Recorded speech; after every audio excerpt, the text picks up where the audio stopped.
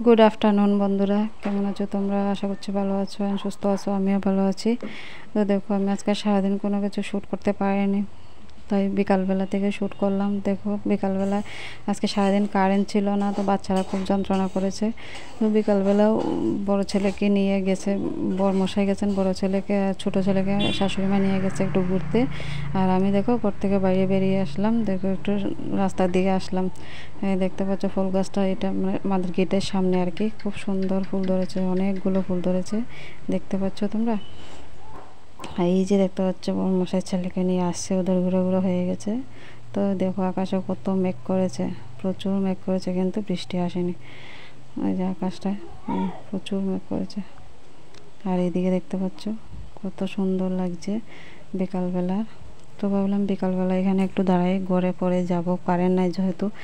তো এখানটায় একটু দাঁড়িয়েছিলাম, ওইখানটা আমাদের মানে টোটো রাখে আর কি, টোটোর ঘর এটা সাইডে।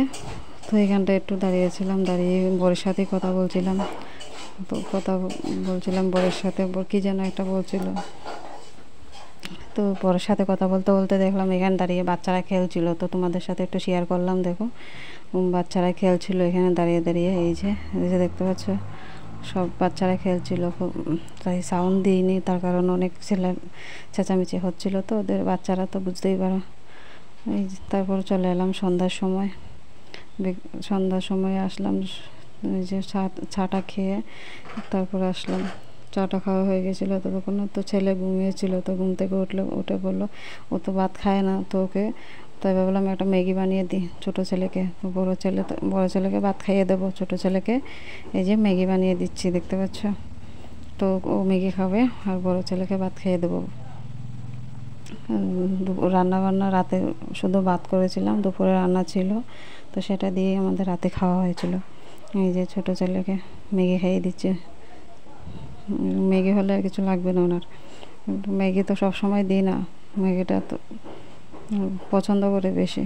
তারপর দেখো যে মা খাইয়ে দিচ্ছে ছোটো ছেলেকে, আর এই আমি খাইয়ে দিচ্ছিলাম বড়ো ছেলেকে। এই যে বসে বসে টিভি দেখছিল নিচে বসে বসে, এই যে দেখতে পাচ্ছ টাটা করছিল। তারপর তো ছেলেকে বসে এই যে ছেলের জন্য খাবারটা নিয়ে আসলাম। এই যে ও মাংস রান্না করেছিলাম দুপুরবেলা, তো মাংস হলো, আর কিছু চাই না, তো মাংস দিয়ে একটু মেয়েকে সুন্দর করে খাইয়ে দেবো।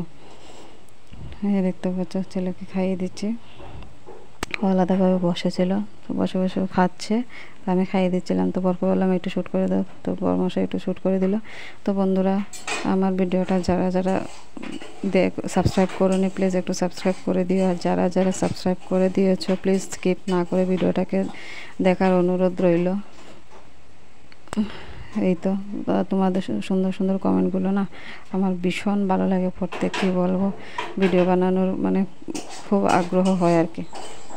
তা দেখতে পাচ্ছ ছেলেকে খাইয়ে ওই যে বাইরে নিয়ে যাচ্ছি, হাত মুখ ভালো করে ধুইয়ে দেবো। তো এই যে দেখতে পাচ্ছ ছেলেকে খাইয়ে তো বাইরে নিয়ে যাচ্ছি, একদম বাইরে মুখ হাত ভালো করে ধুয়ে ড্রেসটা চেঞ্জ করে দেবো। যেহেতু মানে ভাত খেতে খেতে আর কি গেঞ্জি প্যান্টটা এঁটো লেগে যায়, তো তাই রাতের বেলা ওটা চেঞ্জ করে দিই। তাই দেখো ঘরে নিয়ে এসেছি। তো আমাদের খাওয়া দাওয়া হয়ে গেছে, ছেলেকে দিয়ে বিছানা করা হয়ে গেছে। এই যে ছোটো ছেলে এখন বলছে ওর নাকি মোবাইল লাগবে, তো মোবাইলের জন্য কান্না করছিল, দেখতে পাচ্ছ। এই যে তো বন্ধুরা, যদি ভিডিওটা ভালো লাগে অবশ্যই like comment and share subscribe করে দিও, সাবস্ক্রাইব করে পাশে থেকো সবাই, ঠিক আছে?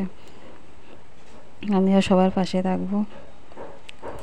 এই যে ছেলে কান্না করছিল মোবাইলের জন্য। তাহলে আজকে এই পর্যন্তই, টাটা।